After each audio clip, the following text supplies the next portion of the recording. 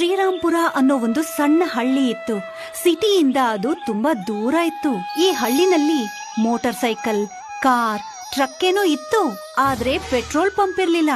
Petrol pump 10 kilometre ದೂರದಲ್ಲಿತ್ತು. ಯಾವಾಗ್ಲೂ ಹಳ್ಳಿ ಜನಗಳು ಹೇಳ್ತಾ ಇದ್ರು, ಪೆಟ್ರೋಲ್ ಬಂಪ್ ಇಂದ ಹೋಗುವಾಗ್ಲೇ ಅರ್ಧ ಪೆಟ್ರೋಲ್ ಖಾಲಿ ಆಗೋಗುತ್ತೆ. ನಮ್ಮ ಊರಲ್ಲಿ ಯಾವಾಗ ಪೆಟ್ರೋಲ್ ಬಂಕ್ ಆಗುತ್ತೋ ಅನ್ನೋದೇ ಗೊತ್ತಾಗ್ತಿಲ್ಲ. ಸರ್ಕಾರ ನಮ್ಮ ಊರಲ್ಲಿ ಪೆಟ್ರೋಲ್ ಬಂಕ್ ಓಪನ್ ಮಾಡ್ಬೇಕು ಅಂದ್ಕೊಂಡ್ರೆ ಬೇಗನೆ ಆಗುತ್ತೆ. ಅದಂತೂ ನಿಜ. ಆದ್ರೆ ಪೆಟ್ರೋಲ್ ಬಂಕ್ ಮಾಡೋದಕ್ಕೆ ಬಹಳಷ್ಟು ಅಪ್ರೂವಲ್ ಬೇಕಾಗುತ್ತೆ. ಹಾಗೂ ಇದೆಲ್ಲ ಕೆಲಸ ಮಾಡೋದ್ರಲ್ಲಿ ಬಹಳ ವರ್ಷ ಕಳೆದೋಗುತ್ತೆ. ಏನಾದ್ರೂ ಮಾಡ್ಲಿ, ನಮಗೆ ಬೇಗನೆ ಊರಲ್ಲಿ ಪೆಟ್ರೋಲ್ ಸಿಗೋಗಾಗ್ಲಿ. ಈ ಹಳ್ಳಿ ಜನಗಳಾಡೋ ಮಾತನ್ನ ಶಿವಂ ಕೇಳಿಸ್ಕೊತಾ ಇದ್ದ. ಶಿವಂ ಒಬ್ಬ ವ್ಯಾಪಾರಿಯಾಗಿದ್ದ. ಅವನು ಆಗ ತಾನೇ ಒಂದು ಹೊಸ ವ್ಯಾಪಾರನ ಶುರು ಮಾಡಿದ್ದ. ಅವನ್ ತಲೆನಲ್ಲಿ ಒಂದು ಐಡಿಯಾ ಬಂತು. ನಾನ್ ಯಾಕೆ ಈ ಊರ್ ಜನರ ಪೆಟ್ರೋಲ್ ಸಮಸ್ಯೆಯನ್ನ ಬಗೆಹರಿಸಬಾರದು? ಜೊತೆಗೆ ನನ್ನ ಹೊಸ ಬಿಸ್ನೆಸ್ ಶುರುವಾಗುತ್ತೆ. ಶಿವಂ ಆಯಿಲ್ ಟ್ಯಾಂಕರ್ ನ ಕೊಂಡ್ಕೋತಾನೆ. ನನಗೆ ಇದ್ರಲ್ಲಿ ಎಲೆಕ್ಟ್ರಿಕ್ ಪೆಟ್ರೋಲ್ ಮಷೀನ್ ಇಡಬೇಕಾಗುತ್ತೆ. ಇಡೋಣ ಸರ್, ಆದ್ರೆ ಖರ್ಚಾಗುತ್ತೆ. ಸರಿ, ಮಾಡಿಸ್ಬಿಡಿ. ಶಿವಂ ಆ ಆಯಿಲ್ ಟ್ಯಾಂಕ್ ಅನ್ನ ಕೊಂಡ್ಕೊಂಡ. ತನ್ನ ಬಿಸ್ನೆಸ್ ಅನ್ನ ಶುರು ಮಾಡೋದಿಕ್ಕೆ ಆ ಟ್ಯಾಂಕ್ಗೆ ಪೆಟ್ರೋಲ್ ಅನ್ನ ತುಂಬಿಸ್ತಾನೆ. ಆಮೇಲೆ ಆ ಟ್ಯಾಂಕ್ ಅನ್ನ ಶ್ರೀರಾಂಪುರ್ ಮಾರ್ಕೆಟ್ ಅಲ್ಲಿ ನಿಲ್ಲಿಸ್ತಾನೆ. ಅರೆ ವಾ, ಪೆಟ್ರೋಲ್ ಟ್ರಕ್! ಹಾ, ಇದು ಮಿನಿ ಪೆಟ್ರೋಲ್ ಟ್ರಕ್. ಇನ್ಮೇಲಿಂದ ಊರಿನ ಜನರಿಗೆ ದೂರದ ಊರಿಗೆ ಹೋಗಿ ಪೆಟ್ರೋಲ್ ತರೋ ಅವಶ್ಯಕತೆ ಇರೋದಿಲ್ಲ. ನಾನು ಈ ತರ ಪೆಟ್ರೋಲ್ ಟ್ರಕ್ ನ ಯಾವತ್ತೂ ನೋಡಿಲ್ಲ. ಇದಂತೂ ಅದ್ಭುತವಾಗಿದೆ. ನೀನೆಂತೂ ನಮ್ ಸಮಸ್ಯೆನ ಬಗೆಹರಿಸ್ದೆ ಶಿವಮಣ್ಣ. ಇವತ್ತಿಂದ ಯಾವುದೇ ಊರಿನ ವ್ಯಕ್ತಿಗೆ 10 ಕಿಲೋಮೀಟರ್ ಇಂದ ದೂರ ಹೋಗುವ ಅವಶ್ಯಕತೆ ಇರೋದಿಲ್ಲ.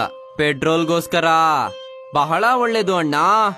ಹಳ್ಳಿ ಜನಗಳು ಆ ಪೆಟ್ರೋಲ್ ಟ್ರಕ್ ಅನ್ನ ನೋಡಿ ತುಂಬಾ ಖುಷಿ ಪಡ್ತಾರೆ. ಅವರೆಲ್ಲರೂ ಶಿವಂನ ತುಂಬಾ ಹೊಗಳ್ತಾರೆ. ಸ್ವಲ್ಪ ದಿನದಲ್ಲೇ ಶಿವಂ ಬಿಸ್ನೆಸ್ ಜಾಸ್ತಿ ಆಗತ್ತೆ. ಸ್ವಲ್ಪ ದಿನದವರೆಗೂ ಶಿವಂ ಖುಷಿಯಾಗೇ ಇದ್ದ. ಆದ್ರೆ ಇದ್ದಕ್ಕಿದ್ದ ಹಾಗೆ ಅವನ್ ತಲೆಗೆ ಮತ್ತೊಂದು ಐಡಿಯಾ ಬರತ್ತೆ. ನಾನ್ ನನ್ ಬಿಸ್ನೆಸ್ ನ ಹೇಗ್ ಇಂಪ್ರೂವ್ ಮಾಡೋದು? ನಾನ್ ಇನ್ನೊಂದು ಟ್ರಕ್ ತಗೊಳ್ಬೇಕಾಗುತ್ತೆ. ಇಲ್ಲ, ಅದಕ್ಕಾಗಿ ನನಗೆ ಇನ್ನೂ ಹಣ ಬೇಕಾಗುತ್ತೆ. ಬೇರೆ ಯಾವ್ದೋ ಮಾರ್ಗ ಇರ್ಬೇಕಲ್ಲ ನನ್ ಬಿಸ್ನೆಸ್ ನ ಇಂಪ್ರೂವ್ ಮಾಡೋದಕ್ಕೆ. ಅಷ್ಟೇ, ಈ ಆಲೋಚನೆ ಶಿವಂ ತಲೆನಲ್ಲಿ ದುರಾಸೆನ ಹುಟ್ಟಾಕ್ತು. ಶಿವಂ ಇಂಟರ್ನೆಟ್ ಅಲ್ಲಿ ಹುಡ್ಕೋಕ್ ಶುರು ಮಾಡ್ತಾನೆ ಮುಂದೆ ಏನ್ ಮಾಡಬಹುದು ಅಂತ. ಆಗ ಅವನು ನೋಡ್ತಾನೆ ಎಲೆಕ್ಟ್ರಾನಿಕ್ ಮೀಟರ್ ಅಲ್ಲಿ ಏರುಪೇರನ್ನ ಮಾಡಬಹುದು ಅಂತ. ಅಷ್ಟೇ, ಇದೇ ಆ ದಾರಿ ನಾನ್ ಹುಡುಕ್ತಾ ಇರೋದು.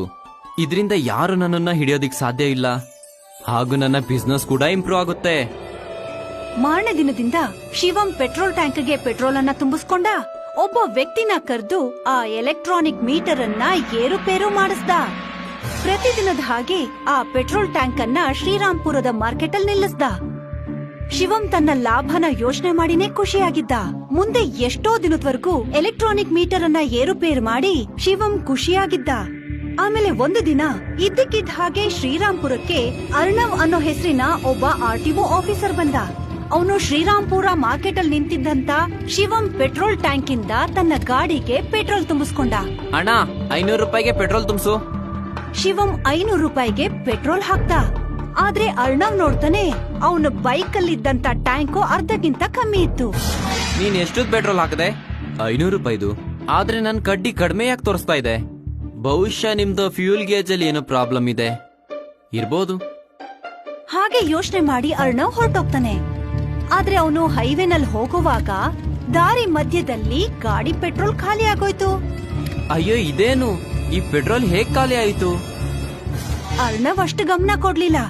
ಅವನು ಗಾಡಿನ ತೆಳ್ಕೊಂಡು ಬೇರೆ ಪೆಟ್ರೋಲ್ ಬಂಕ್ ತನಕ ಹೋದ. ಸ್ವಲ್ಪ ದಿನದ ನಂತರ ಅರ್ಣವ್ ಮತ್ತೆ ಶ್ರೀರಾಂಪುರಕ್ ಬಂದಿದ್ದ. ಅವನು ಮತ್ತೆ ಅದೇ ಪೆಟ್ರೋಲ್ ಟ್ರಕ್ ಇಂದ ಪೆಟ್ರೋಲ್ ತುಂಬಿಸ್ಕೊಂಡ.